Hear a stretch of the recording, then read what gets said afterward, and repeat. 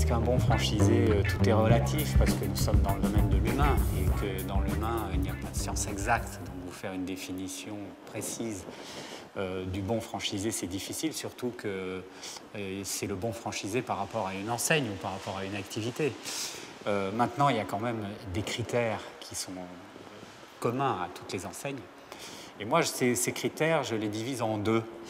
Il y a d'une part les critères objectifs, facilement identifiables et que l'on trouve dans toutes les fiches techniques de franchiseurs, c'est-à-dire les capitaux dont ils disposent, la formation dont dispose le candidat, le secteur géographique, etc., etc. sont des données où on pourrait à la limite envoyer une grille au candidat à la franchise et puis il mettrait des petites croix et puis on dirait oui, non.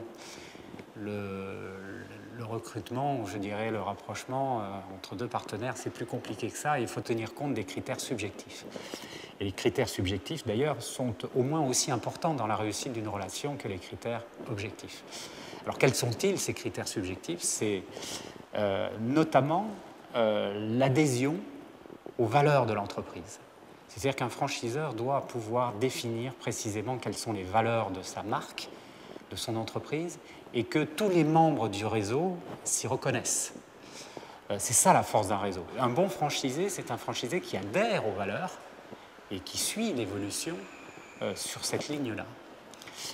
Ensuite, un bon franchisé, c'est quelqu'un qui a obligatoirement l'esprit d'équipe. Parce qu'à ce moment-là, s'il n'a pas l'esprit d'équipe, il vaut mieux qu'il soit entrepreneur indépendant. À partir du moment où il décide de rejoindre un réseau, il faut qu'il ait l'esprit d'équipe et qu'il voit à la fois son intérêt personnel de son entreprise et l'intérêt du réseau, et savoir que c'est complètement interdépendant.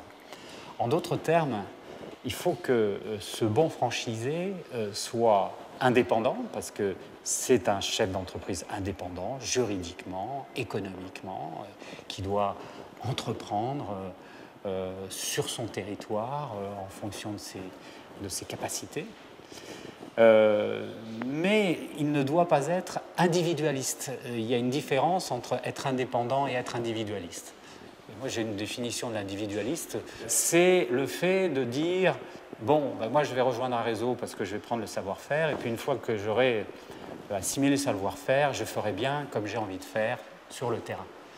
Voilà. Et ça, à partir du moment où on tient ce raisonnement-là, eh ben, il vaut mieux, encore une fois, créer sa propre entreprise en étant indépendant, mais pas rejoindre un réseau de franchise parce qu'il n'y a pas de place pour les individualistes, ou en tous les cas, quand ils y sont, ils créent des distorsions dans le réseau qui sont regrettables et qui ne profitent à personne, et en particulier pas à celui qui en est l'instigateur.